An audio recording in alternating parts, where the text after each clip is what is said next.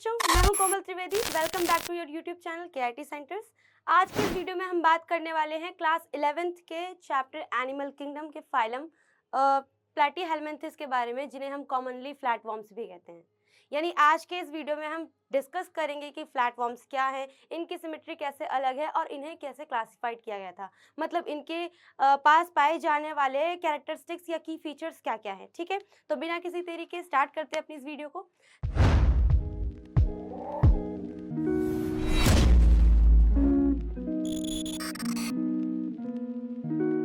सबसे पहले, जैसे मैंने शुरुआत में ही कहा कि प्लैटीहेलमिन्थेस, जिसे कॉमनली फ्लैटवर्म्स कहा जाता है, आखिर ये फ्लैटवर्म्स किस तरह के होते हैं, कैसे इनका सरफेस फ्लैट क्यों है और ये किस तरह के रीजन्स में पाए जाते हैं, ये सब तभी पता चलता है जब हम इसके बारे में बहुत अच्छे से पढ़ते हैं, डीप में पढ़ते हैं। तो जो प्लैटीहेलमिन्थेस है, जिसे फ्लैटवर्म्स कहा जा रहा है, ये एक ऐसा फैसिनेटिंग ग्रुप है, फैसिनेटिंग इन द सेंस कि एक ऐसा ग्रुप है, एक ऐसा कैरेक्टरिस्टिक्स और फीचर्स से भरा हुआ ऐसा ग्रुप है जो कि इनवर्टिब्रेट्स की कैटेगरी में आता है। किसकी कैटेगरी में? इनवर्टिब्रेट्स की कैटेगरी में। और ये जो इनवर्टिब्रेट की कैटेगरी में आ रहा है, इसके पास जो बॉडी शेप है वो फ्लैटेंड है, चपटी सतह है, बल्कि ऐसा कहूंगी कि ये डॉर्सल वेंट्रली फ्लैटेंड बॉडी है, मतलब कि दोनों तरफ से एकदम चपटे हैं, दोनों तरफ से कैसे एकदम चपटे हैं। इसी वजह से इनको क्या बोलता है? फ्लैटवर्म्स। सिंपल इनको कॉमनली हम क्या बोलते हैं? फ्लैटवर्म्स। ये एग्जिबिट करते हैं ट्रिप्लोब्लास्टिक ऑर्गेनाइजेशन को। ट्रिप्लोब्लास्टिक ऑर्गेनाइजेशन, सही बात है। देखो, प्लैटीहेलमिन्थेस जिनकी कैटेगरी इनवर्टिब्रेट्स में आ रही है, जिन्हें हम फ्लैटेंड बॉडी शेप होने की वजह से फ्लैटवर्म्स बोल रहे हैं, इनके पास ऑर्गेनाइजेशन कैसी है? ट्रिप्लोब्लास्टिक। ये जो ब्लास्टिक ऑर्गेनाइजेशन है वो दो काइंड की होती है, या तो डिप्लोब्लास्टिक या तो ट्रिप्लोब्लास्टिक। यानी यहाँ ट्रिप्लोब्लास्टिक कहने का मतलब क्या है? यहाँ पर इनके पास 3 जर्म लेयर प्रेजेंट है। कितनी लेयर?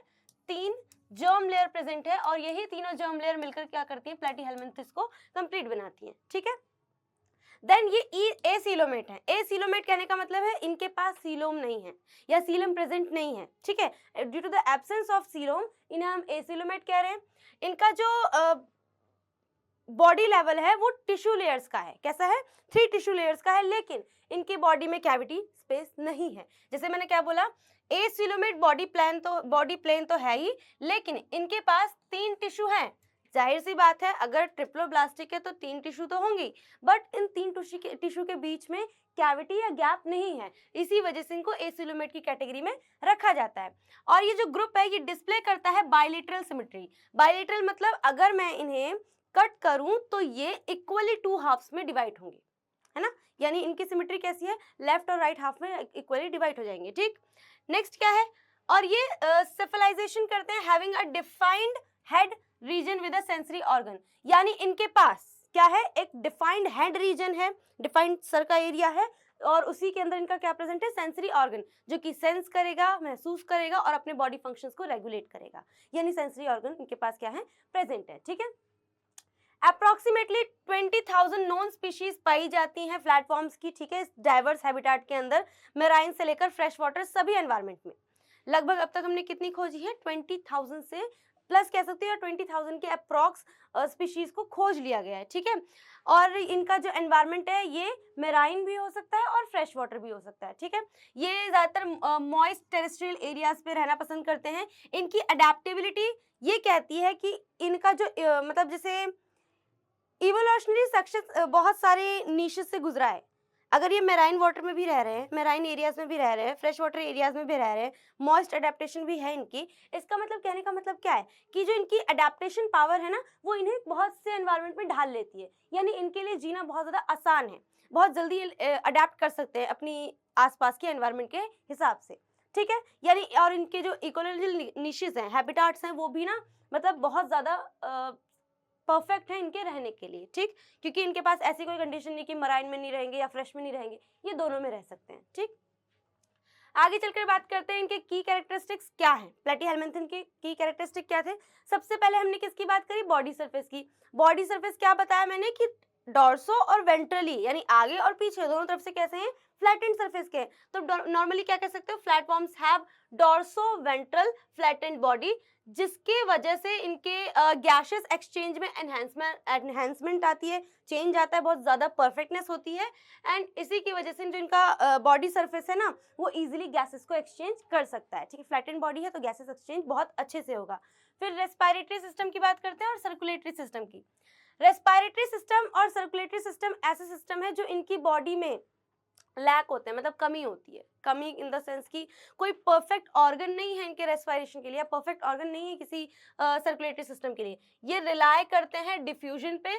देखो बॉडी सरफेस से ही इनके ऑक्सीजन का डिफ्यूजन होना है, उसी के जरिए ऑक्सीजन को प्राप्त करेंगे, यानी ऑक्सीजन को गेन करेंगे, ठीक है।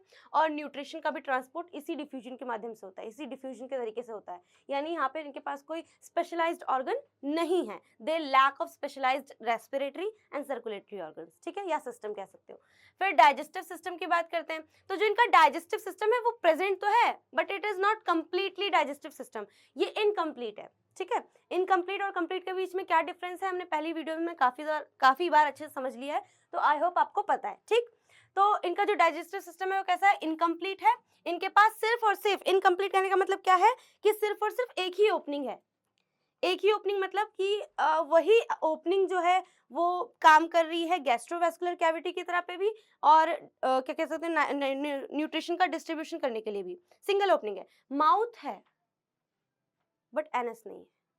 कंप्लीट डाइजेस्टिव सिस्टम तब बनता है जब माउथ की ओपनिंग अलग हो और एनएस की ओपनिंग अलग हो। इतना क्लियर? चलिए, क्या बोला मैंने, इनका जो डाइजेस्टिव सिस्टम है वो इनकम्प्लीट है, सिंगल ओपनिंग है जो कि लीड कर रही है। इनकी सिंगल ओपनिंग के जरिए ही क्या हो रहा है, गैस्ट्रोवेस्कुलर कैविटी भी है, मतलब देखो उसी के अंदर गैसेस एक्सचेंज, डाइजेशन और न्यूट्रिशन का डिस्ट्रीब्यूशन प्रोसेस सब हो रहा है, ठीक है। इतना क्लियर? नाउ एक्सक्रीटरी सिस्टम या नर्वस सिस्टम की बात करें तो जो प्लैटीहेल्मिन्थेस हैं इनके पास प्रोटोनेफ्रिडियाज होते हैं जो कि फ्लेम सेल्स के साथ मिलकर ऑस्मो रेगुलेशन का काम करते हैं।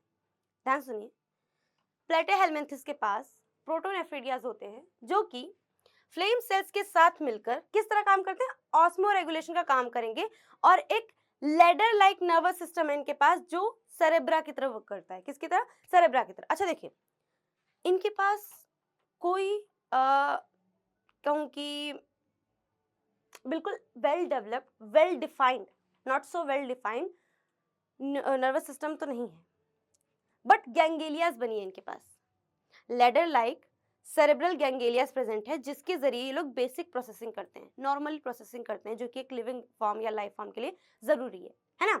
यानी यहाँ पर जो ये कैटेगरी आ रही है प्लैटीहेल्मिन्थेस की, एक तरह से आप क्या कह सकते हो कि जो प्लैटीहेल्मिन्थेस की कैटेगरी है वो ऑर्गन लेवल ऑफ कैटेगरी है ना, कह तो सकते हैं, क्योंकि ऑर्गन जैसे बट ऑर्गन है ना, ट्रूली उतने वेल डेवलप्ड नहीं पर हैं, ठीक। इतना क्लियर? क्या बोला मैंने, body structure dorso ventral flattened body है, इनके पास सर्कुलेटरी और रेस्पिरेटरी सिस्टम का लैक है, ठीक है। ये डिफ्यूजन के जरिए ऑक्सीजन और न्यूट्रिशन का ट्रांसपोर्ट करते हैं।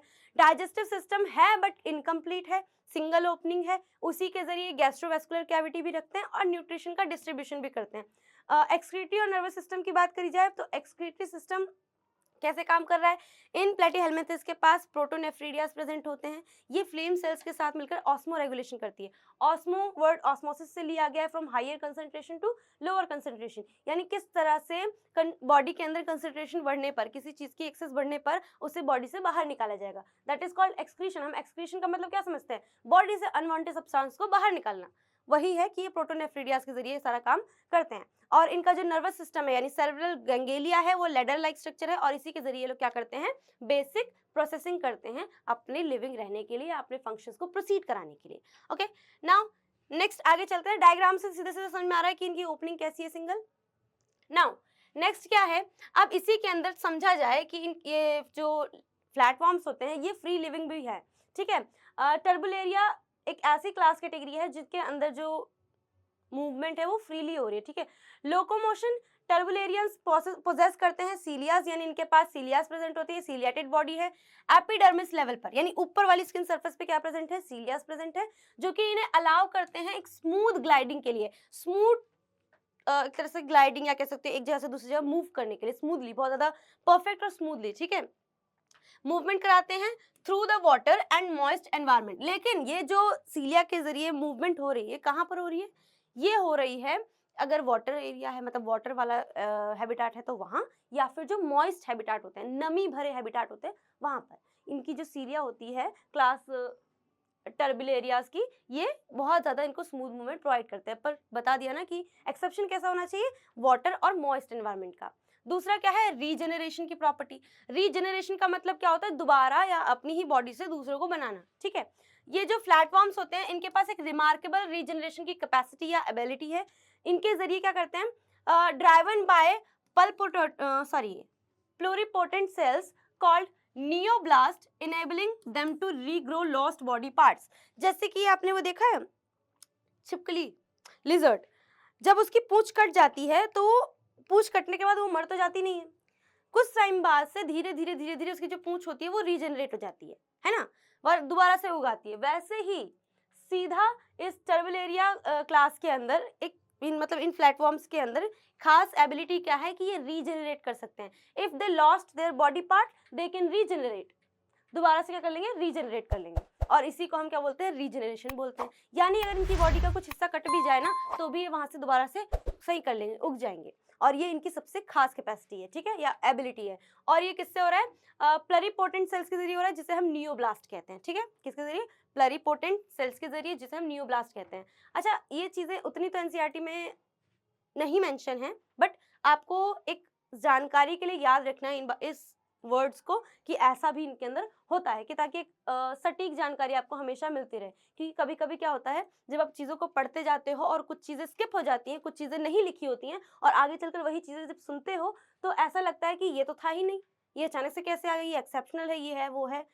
मतलब चीज़ें क्या हो जाती है, थोड़ी सी सिचुएशन थोड़ी सी हल्की सी टेंस हो जाती है कि ये तो पढ़ा नहीं था, फिर दोबारा पढ़ना पड़ता है। तो चीज़ों को साथ साथ लेकर चलिए, ठीक है। नेक्स्ट बात करते हैं हम लोग, ये जो टर्बुलेरियंस हैं इनकी एनाटॉमी और सेंसेस के बारे में। एक्चुअल में टर्बुलेरियंस के बारे में उतना तो नहीं दे रखा, बट ध्यान से आपको पढ़ना है, ठीक है।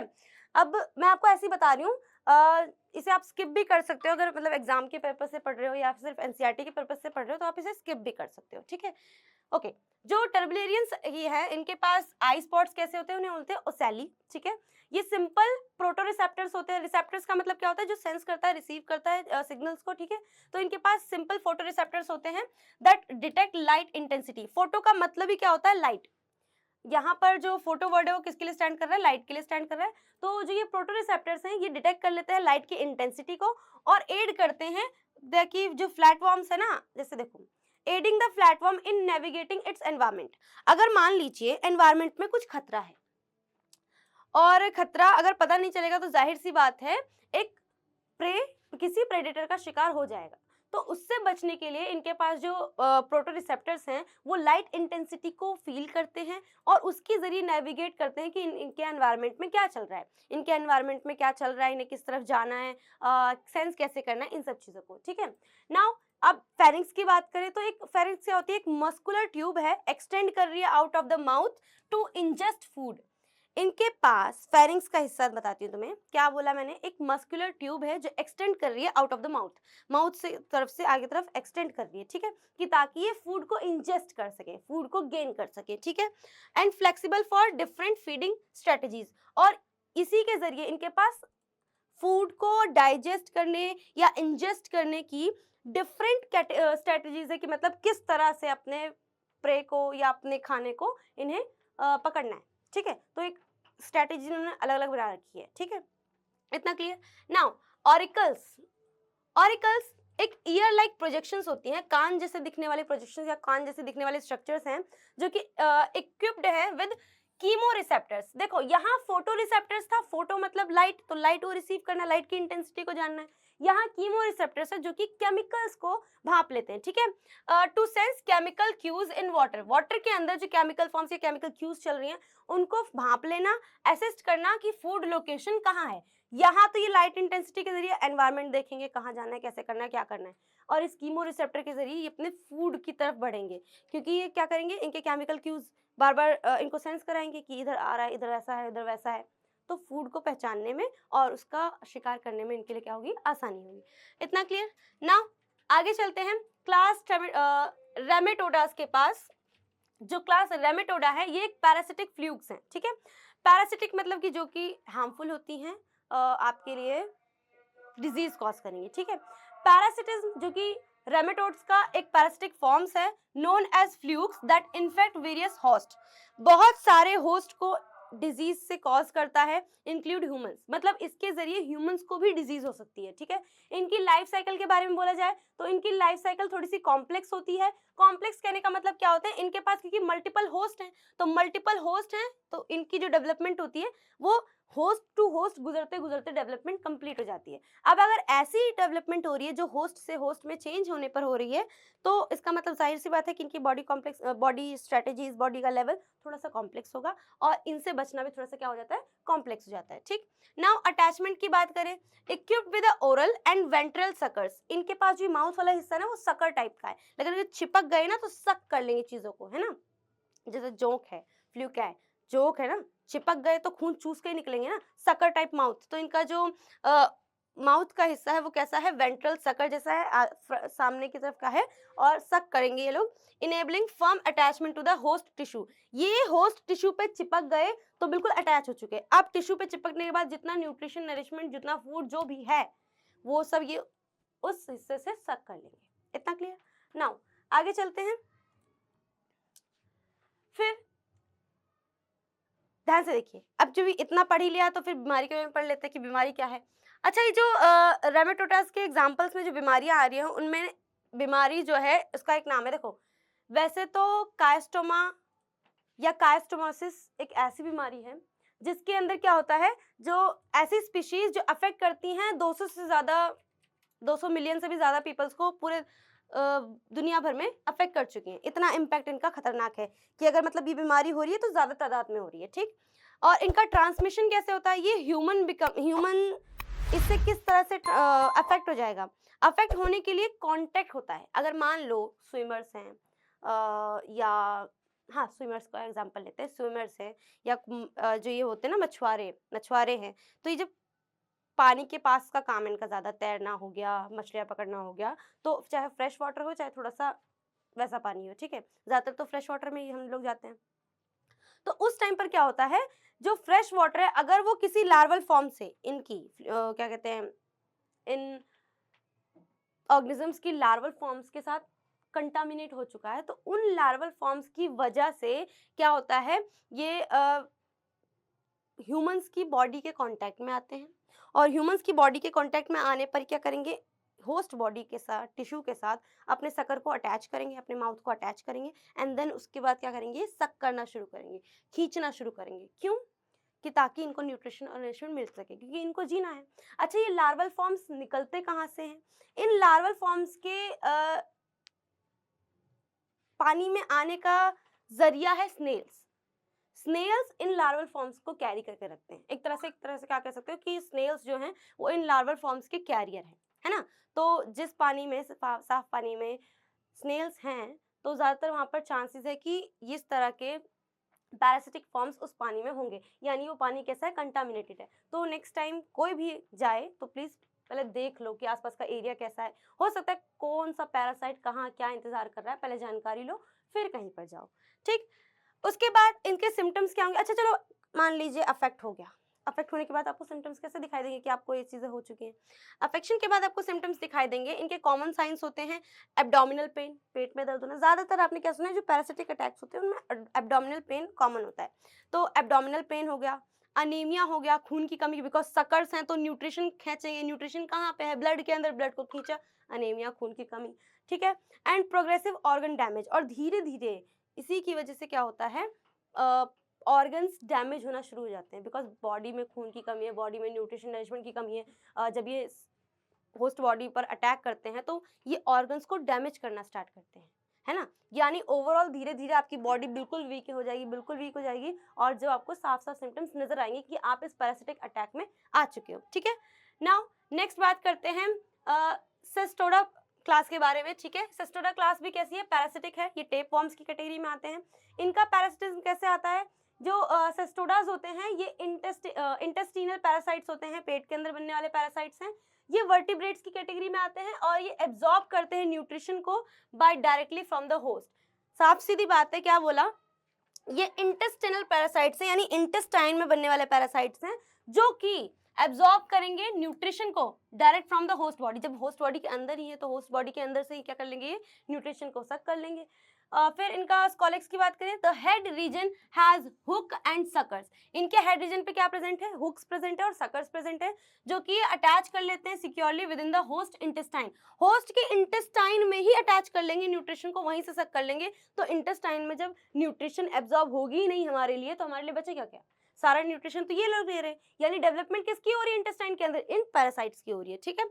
फिर सेगमेंट्स की बात करें, इनके पास सेगमेंटेड बॉडी होती है, मेल हो चाहे फीमेल हो, बॉडी कैसी है, सेगमेंटेड है। और ये सेगमेंटेड बॉडी कैसे कहाँ कहाँ पर है, देखो इनका रिप्रोडक्टिव सिस्टम चाहे मेल हो चाहे फीमेल हो, सबका क्या है, सेगमेंटेड बॉडी है, ठीक है। और ये फैसिलिटेट कर रहे हैं प्रोलिफरेट रिप्रोडक्शन को, यानी ये प्रोलिफरेट करते हैं, डिवीजन, लगातार डिवीजन वाली इनकी आदत है रिप्रोडक्शन को प्रोसीड करने के लिए, ठीक है। नाउ डाइजेस्टिव एडेप्टेशन की बात करी जाए, इनके पास कोई डाइजेस्टिव सिस्टम है नहीं, पैरासिटिक फॉर्म से इनके पास कोई भी डाइजेस्टिव सिस्टम नहीं है, they rely entirely on nutrition, क्योंकि इनको डायरेक्ट देखो, अब ये अगर इंटेस्टाइन के अंदर हैं तो हमारा इंटेस्टाइन तो पहले से हमारे फूड को क्या कर रहा है, डाइजेस्ट कर रहा है। डाइजेस्ट करने के बाद हम लोग क्या क्या गेन करते हैं, न्यूट्रिशन गेन करते हैं, ठीक है, फॉर्म्स गेन करते हैं। और ये पैरासाइट जब इंटेस्टाइन के अंदर है तो साफ सीधी बात है, इसको डाइजेस्ट करने की जरूरत है ही नहीं, ये डायरेक्ट क्या कर लेगा, उस न्यूट्रिशन को सक कर लेगा, हमारे बॉडी में एब्जॉर्ब होने से पहले इसको क्या कर लेगा, सक कर लेगा। और इसी के जरिए थ्रू स्किन के जरिए जब इसने सक कर लिया, इसी के जरिए इनको मिलता है न्यूट्रिशन और नरिशमेंट, और इनका होता है डेवलपमेंट, और हमारी बॉडी में आती है कमी, कमजोरी और फिर धीरे धीरे दिक्कतें, ठीक है। नाउ इनके अंदर आने वाले कुछ टेनिया सोलम और हेल्थ रिस्क भी हैं, देखो ध्यान सुनना, बिकॉज अभी मैंने क्या बोला, लगभग 200 मिलियन लोगों को ये बीमारी पूरे पूरे क्या कहते हैं, पूरे दुनिया भर में 200 मिलियन तक कोई बीमारी फैल चुकी है ना। यानी इनका इन्फेक्शन रेट ज्यादा है, एस्टिमेट ग्लोबल इन्फेक्शन रेट बहुत ज्यादा है, ठीक है। इसकी वजह से, अच्छा ये होता कैसे, अगर तुम अध पका कच्चा खाना खाओ, कच्चा खाने का से मतलब ये है, क्योंकि देखो बहुत से लोग कैसे हैं, वेजिटेरियन, बहुत से लोग नॉन वेजिटेरियन। तो वेजिटेरियन में सोचो कम ही चांसेस होंगे, उनको क्या खाना है, कम चांसेस का मतलब क्या है, उनको क्या खाना है, उनको खाना है सब्जी फल, ये सब चीजें खानी है, या फिर जो खाना वो बना रहे हैं वो खाना है। लेकिन ज्यादातर लोग कैसे हैं, ज्यादातर लोग होते हैं कि उन्हें नॉनवेज खाना है, उन्हें एनिमल मीट खाना है, बीफ खाना है, पता नहीं क्या क्या चीजें खानी है, स्नेल्स, घोंगे, कॉर्क्स, क्रैब्स, पता नहीं क्या क्या खाते हैं, तो उनके पैरासिटिक इन्फेक्शन के चांसेस ज्यादा हैं। तो आपको अंडरकुक खाने को, अधपके खाने को नहीं खाना है, पोक्स को ऐसे ही नहीं खा लेना है, ठीक है। आपको उसे पहले अच्छे से पकाना होगा ताकि अगर उसमें कुछ है भी तो वो मर जाए, किल्ड हो जाए, ठीक है। फिर इनका अगर मैं बात करूं, इसकी वजह से सिस्टेसाइरिसिस केसेस बढ़ जाते हैं। इनके जो लार्वल सिस्ट होते हैं, सिस्ट मतलब क्या होता है, एक तरह से गांठे, और ये जो लार्वल स्टेज में होते हैं वो गुच्छे मुच्छे गुत्थे के फॉर्म में होते हैं। और ये जो लार्वल सिस्ट होती है ये किसके अंदर बनेंगी, ब्रेन के अंदर बनना स्टार्ट होंगी, और जिसकी वजह से जो मसल्स हैं उनके पास अजीब अजीब तरह के सिम्टम्स दिखाई देंगे, ब्रेन अच्छे से वर्क नहीं करेगा, और धीरे धीरे जो ह्यूमन बॉडी है वो अंडर कंट्रोल हो जाएगी इस पैरासिटिक अटैक के, ठीक है। नाउ इनके पास सिम्टम्स भी बहुत ज़्यादा अलग अलग कैटेगरी के हैं, जैसे कि मैं बोलूँ सीजर्स आ जाना, ऐसे निशान पड़ जाना, या नेल्स का रंग उतर जाना, बॉडी में कमी की वजह से मसल पेन होना, न्यूरोलॉजिकल कॉम्प्लिकेशंस होना, मतलब कि अगर देखो दिमाग पे असर कर लिया, अगर लार्वल सिस्ट दिमाग के अंदर बना तो धीरे धीरे दिमाग को क्या करना शुरू करेंगे, खोखला करना शुरू करेंगे, और उसकी वजह से फिर धीरे धीरे मेंटल रिटार्डेशन या और कोई चीज़ें, वेरियस कॉम्प्लेक्सिटीज़ आपके दिमाग में बन सकती हैं, ठीक है। और यही सब चीज़ें ज़्यादातर, ये जो चीज़ें हैं, ये ज़्यादा सिम्टम्स हैं, ये रिपोर्ट किए गए हैं, इसीलिए हमेशा ये एडवाइस दी जाती है कि कभी भी चीज़ों को इस्तेमाल करने से पहले उससे बिल्कुल अच्छे से देख लें, और अधपका कच्चा खाना बिल्कुल ना खाएं, बिल्कुल वेल कुक्ड, वेल प्रिपेयर्ड, कह सकते हो कि अच्छा सा, अगर जो भी खा रहे हो, डिपेंड ऑन यू, जो भी खा रहे हो बिल्कुल सेफली खाओ, पहले जांच पर रख लो कि इससे होने वाली कोई वेरियस बीमारी तो नहीं है, इस वजह से, ठीक है। नाउ इतना क्लियर। इस पूरे चैप्टर में जो चीज़ें थी, 2-3 चीज़ें थी वो एक्स्ट्रा थी, वो इसलिए बताई मैंने आपको क्योंकि आजकल लोगों को बीमारियां ज़्यादा हो रही हैं, ज़्यादा लोग नॉन वेज चीज़ों पे ज़्यादा डिपेंडेंट हो चुके हैं, टेस्ट की वजह से वो लोग खाते तो हैं, बट सेफ्टी पर्पस ज़्यादा ज़रूरी है। तो मोटिव था इस वीडियो का, मेन मोटिव ये था कि आपको इसके ज़रिए ये भी बात बता दी जाए कि आपको किस तरह से रहना है, चाहे जो भी खाइए बट अपनी रिस्क पर ऐसे खाइए कि आप आगे चलकर किसी बीमारी के शिकार ना हो, ठीक है। बाकी कॉमन बात कैसी थी प्लेटीहेल्मिन्थेस के बारे में, फ्लैटवर्म्स थे, फ्लैटवर्म्स हैं, डाइजेस्टिव सिस्टम इनकम्प्लीट है, सर्कुलेटरी और रेस्पिरेटरी सिस्टम लैक कर रहे हैं, ठीक है। फिर भी इनका डिफ्यूजन के जरिए न्यूट्रिशन को एब्जॉर्ब करना और ऑक्सीजन का गेन करने का काम हो रहा है। यानी ओवरऑल जो प्लेटीहेल्मिन्थेस हैं वो ऐसे प्लेटफॉर्म्स हैं जो कि आपको किसी भी एरियाज में मिल जाएंगे, मराइन एरियाज में मिल जाएंगे, फ्रेश वाटर एरियाज में मिल जाएंगे, मॉइस्ट एनवायरनमेंट मिल जाएंगे, ठीक है। सो आज के लिए इतना ही। नेक्स्ट वीडियो में हम बात करेंगे नेक्स्ट फाइलम के बारे में।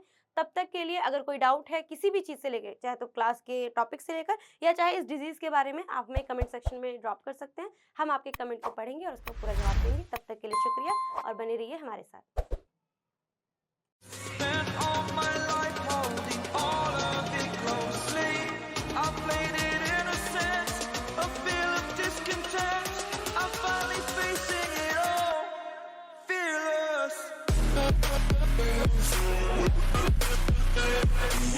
We'll be right back.